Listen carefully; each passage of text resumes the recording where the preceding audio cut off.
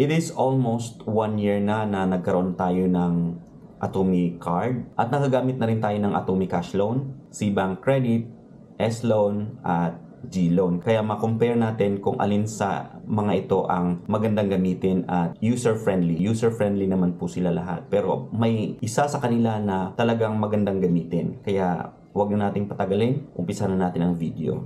So, punta tayo sa aking laptop para po makita natin yung comparison. So, unang-una po ang pag-uusapan natin is yung interest rate. Kasi kapag mangutang tayo or mag-loan tayo sa mga application or kahit saan man sa bangko, tinitingnan muna natin yung interest rate. Kung ito ba ay affordable at kayang-kaya nating bayaran. At reasonable ba yung kanyang interest rate. So, unahin natin kay Atome. So, si Atome, meron siyang terms na 3 months, 6 months, 9 months, up to 12 months. So far, based sa aking experience, yun po yung mga terms na bibigay nila sa inyo kapag kayo ay mag-apply or mag-avail ng cash loan dito kay Atome. So, si Atome medyo mataas yung percentage niya kapag 3 months ay umaabot ng 6% per month. At take note po, si Atome ay nakalock po yung kanyang interest rate. Ibig sabihin ay kahit fully paid mo siya within or before your maturity date, whether you like it or not, you will get 6% interest rate for the term of 3 months. If fully paid mo man ito after a month or after 2 months, hindi ka babalikan ng rebates for the interest rate na hindi mo nagamit. Kaya isa sa factor yun na kailangan nating i-consider. Second, meron siyang term ng 6 months which is 5.5% per month, which is nag-lower siya ng 0.5% dahil yung term niya is medyo matagal. And meron din siyang 9-month term which is 5% per month and 12 months term na 4% per month. So far, okay naman siya kasi habang tumatagal ay bumababa din yung percentage. Kaya lang, i-consider natin yung length of term. Kapag mahaba po yung term niya, mas malaki po yung interest na babayaran natin. Although yung percentage niya is bumababa siya ng 0.5%, ganun pa rin yun kasi mas matagal, mas malaki yung ma-accumulate natin na interest na babayaran doon sa loan app na yan. Okay? So yun po yung kay Atome.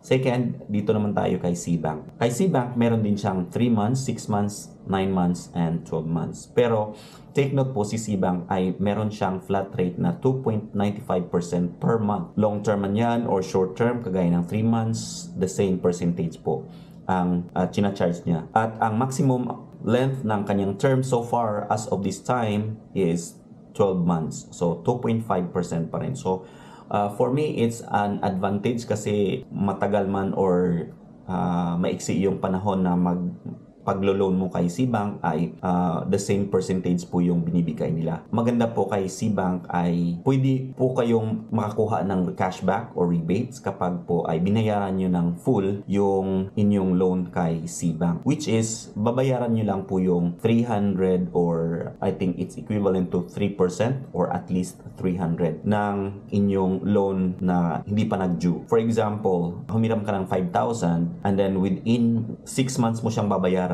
pero binayaran mo ng after a month, so meron kang rebates doon sa interest na hindi mo nagamit for 5 months. Babayaran mo lang ng interest yung first month mo. Yung the rest ay mababalik sa'yo pero i-compute nila o alin sa dalawa ang mas mataas. Halimbawa, kung ang interest na due mo is less than 300, kailangan babayaran mo pa rin yung 300. Okay? 300 ang babayaran mo doon sa interest. And the rest will be sent back to you as a cashback or rebates.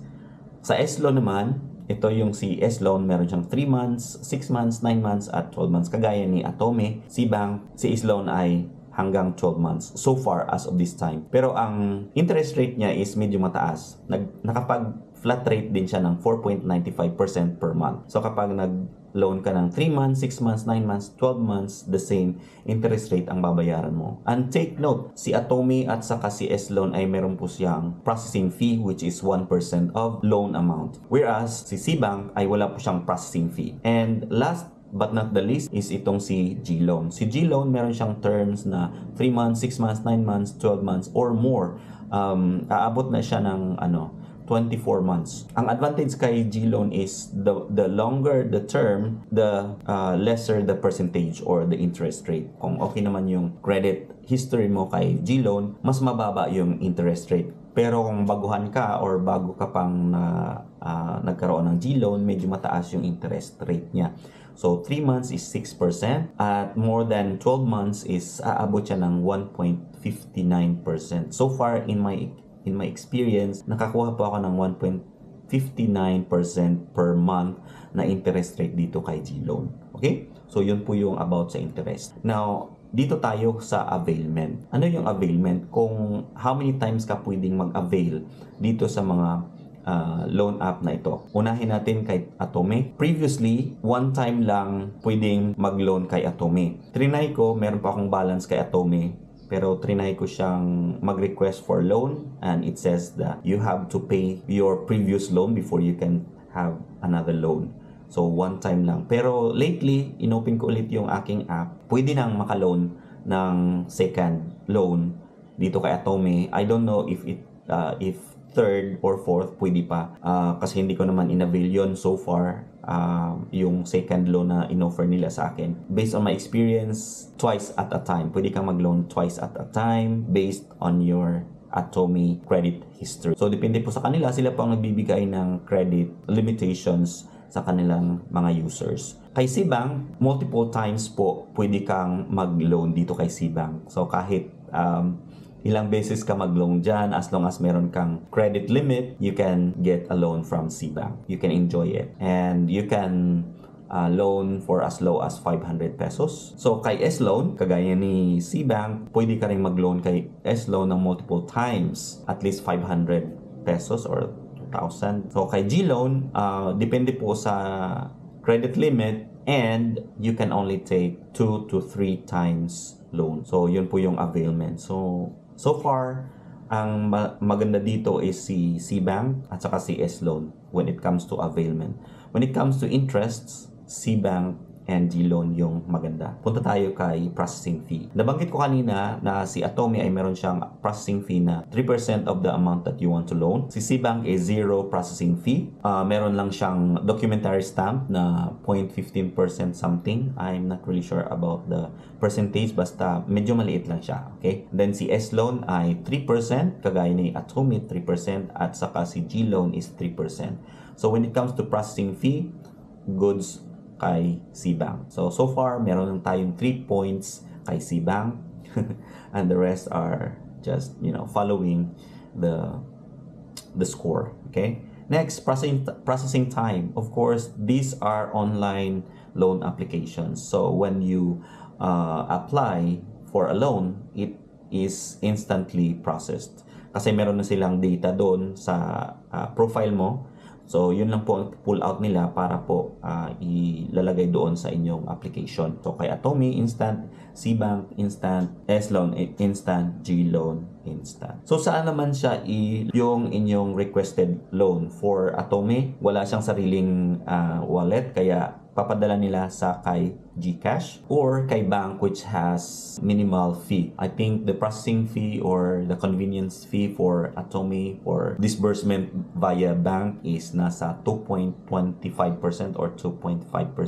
Kapag GCash naman is free. Free mong matatanggap doon sa GCash account mo. Kaya lang, pag nag-cash out ka naman kay GCash, kapag gusto mong i-transfer doon sa bank mo, meron namang babayaran na 10 pesos or 15 pesos kay InstaPay. Kay Cbank is, syempre, it's yung Cbank account mo, bank savings account mo, at saka yung Cbank credit is nakakonect po siya. Kaya kapag nag-request ka ng loan dito kay Cbank, automatic mapupunta doon sa inyong balance. So kay S-Loan naman is meron tayong Shopee Pay wallet. Nakakonect po yan sa ating Shopee Pay wallet dito sa ating Shopee account, okay, or Shopee app, kasi nandun yung S-Loan nakalagay. Kapag nag-request kayo ng loan dito kay S-Loan, pupunta yan doon sa inyong Shopee Pay wallet. At para naman ma-cash out yon, pwede nyo i-send sa e-wallet, sa GCash, Maya app, Cbank, or any other bank account na gusto mong lipatan ng inyong fund from Shopee Pay. Okay? So, kay GLoan naman, of course, it is native kay GCash app. Kaya doon siya papasok sa inyong GCash balance. Now, paano naman ito i-cash out option? For Atomy, yung nabanggit ko kanina, GCash or bank, pupunta kay GCash, cash out through bank or other e-wallet. Or pwede mong gamitin ito pambayad. Kay C-Bank, ganun din. C-Bank balance, other banks, e-wallet, ATM. At kay S-Loan, bank, e-wallets, or doon kay Shopee Pay wallet. Finance fund source. Si Atomy ay, ang financer niya is si Neuron Credit Financing Company Incorporated. C-Bank is C-Bank Philippines Incorporated. And S-Loan is si C-Money Finance PH. Ang G-Loan is si Fuse Financing. So, additional info, ito ay, for me, it is a selling point for this Ola app. Among the four, ika-cancel ko si Atomy kasi basically mataas yung interest rate niya. Okay, so far, it's the highest among the four. Si G-Loan, medyo okay naman siya, pero when it comes to availment, kailangan mo kasing ibayaran ng buo muna bago ka magkaroon ng